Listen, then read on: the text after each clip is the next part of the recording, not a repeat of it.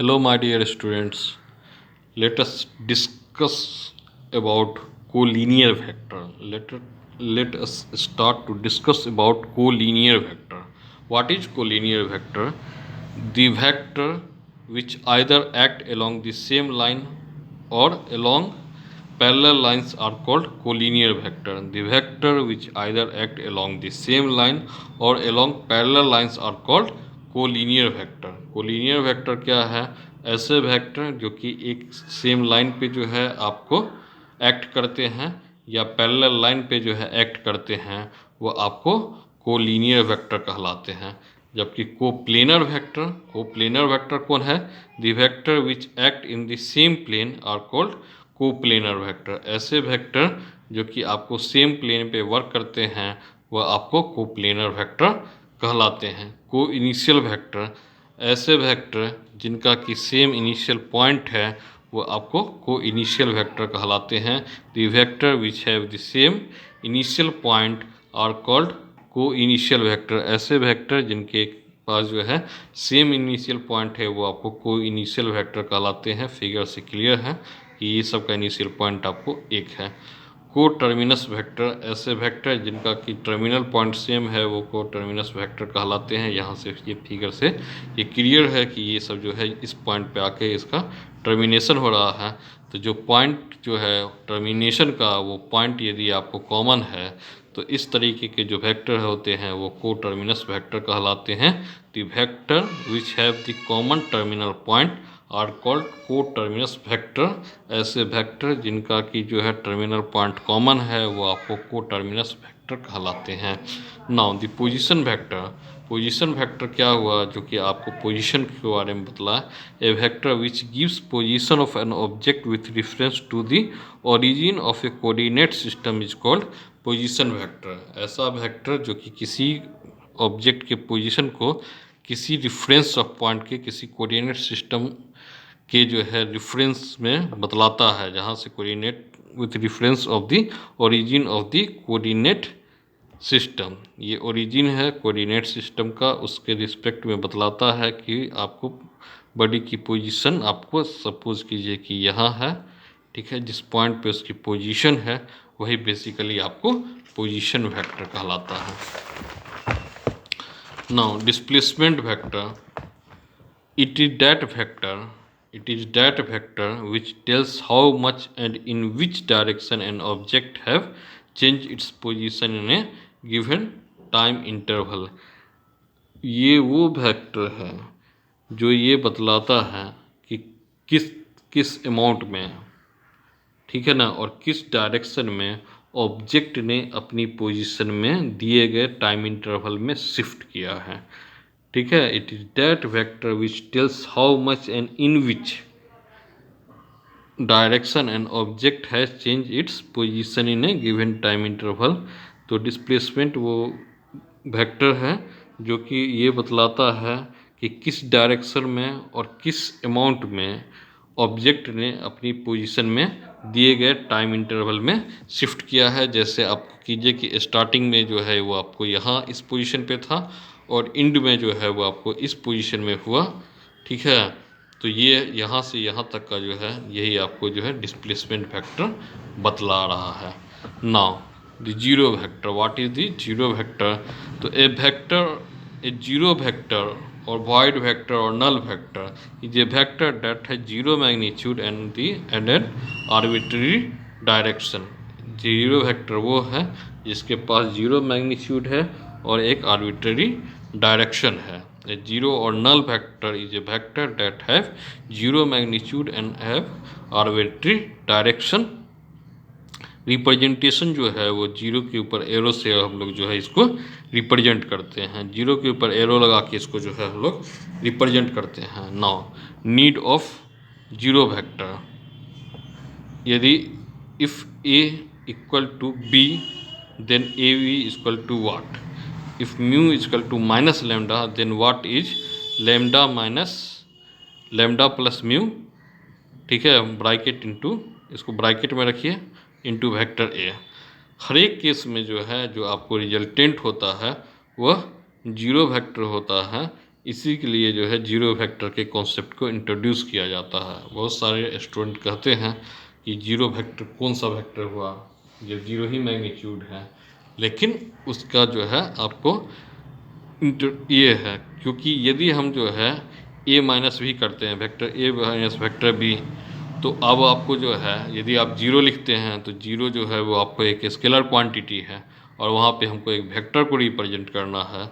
इसलिए इस केस के लिए जो है हम लोगों ने जो है एक वेक्टर जीरो वेक्टर को इंट्रोड्यूस किया है। इस कारण इस जो है जीरो वेक्टर की कॉन्सेप्ट की ज़रूरत पड़ती है। यदि ए इक्वल टू बी है तो ए माइनस बी, और ए माइनस बी आप नेचुरल जानते हैं कि आपको ये दोनों आपको यदि इक्वल है तो ए माइनस बी आपको जीरो हो जाएगा, और जीरो जो है वो आपको स्केलर क्वांटिटी है, ठीक है, सिर्फ मैग्नीट्यूड है, डायरेक्शन नहीं है।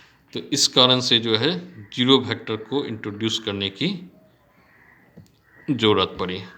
प्रॉपर्टीज में जो है ये बतलाता है कि यदि एक जीरो वेक्टर को हम ऐड करते हैं तो रिजल्ट में आपको कोई भी इफेक्ट नहीं पड़ता है। A plus zero equal to vector A, यदि वेक्टर ए को हम जीरो के साथ जो है जोड़ते हैं, प्लस करते हैं, तो रिजल्ट पे कोई इम्पैक्ट नहीं पड़ता है। लेकिन यदि हम किसी भी रियल नंबर को जीरो नंबर से मल्टीप्लाइड कर देते हैं तो रिजल्टेंट जो है वो खुद भी जो है एक जीरो वेक्टर होता है। यदि किसी रियल नंबर को हम जीरो से मल्टीप्लाई करते हैं तो रिजल्ट भी जो है वो आपको जीरो होता है। So lambda equal to zero बराबर जीरो।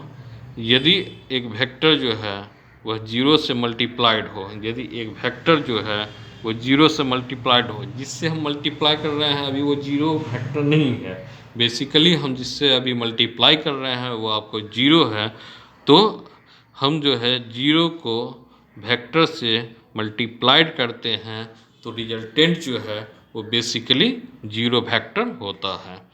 यदि if n1 and n2 are two different non zero real numbers then the relation, यदि n1 और n2 जो है वो दो different non zero real numbers है तो relation n1a equal to n2b, तो ये आपको होल्ड तभी कर सकता है जब a और b जो है वो आपको रियल नंबर है। a और b जो है वो आपको जीरो वेक्टर है, क्योंकि n1 और n2 जो है वो तो रियल नंबर है और दोनों डिफरेंट हैं, तो रिजल्ट भी आपको जो है डिफरेंट आ जाएंगे। लेकिन वो सेम रिजल्ट तभी आ सकता है जब हम उस दोनों डिफरेंट रियल नंबर को आपको जीरो वेक्टर के साथ गुना करेंगे, तो आपको रिजल्टेंट भी जो है जीरो ही वेक्टर आएगा, जिसके कारण जो है ये आपको रिलेशन स्टेबल करेगा, अदरवाइज वो आपको स्टेबल नहीं करेगा। इसके बाद होता है कि एग्जाम्पल में, तो किसी स्टेशनरी ऑब्जेक्ट है तो बेसिकली डिस्प्लेसमेंट नहीं हो रहा है, तो उसका वेलोसिटी वेक्टर जो है वो आपको जीरो वेक्टर होता है।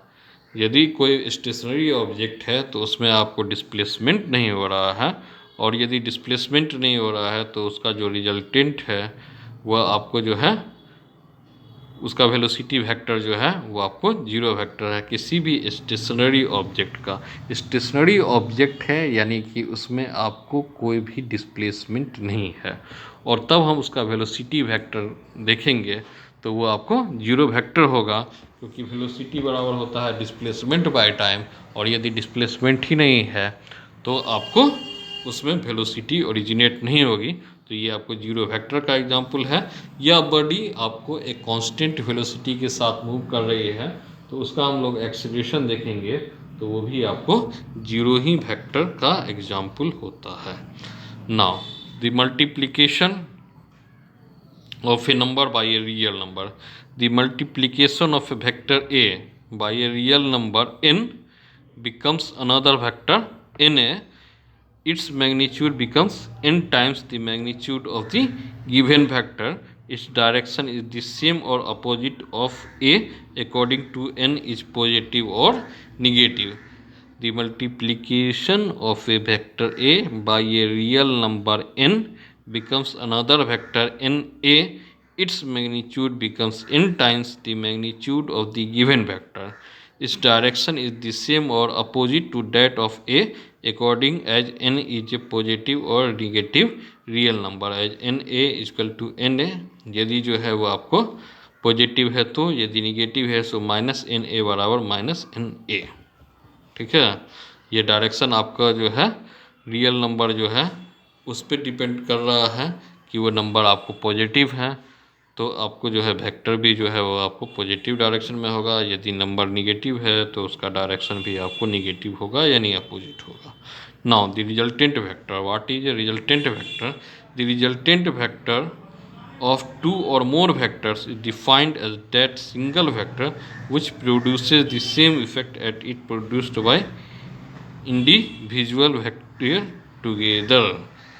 ठीक है, दो या दो से अधिक वेक्टर का जो रिजल्टेंट वेक्टर होता है, जो कि एक सिंगल वेक्टर होता है, वो सेम इफेक्ट पैदा करता है, जो कि इंडिविजुअल वेक्टर जो है वो आपस में मिल के जो इम्पैक्ट पैदा कर रहे हैं, जो इम्पैक्ट आपको ओरिजिनेट कर रहे हैं, वही इम्पैक्ट जो है वो रिजल्टेंट वेक्टर जो है आपको ओरिजिनेट करता है।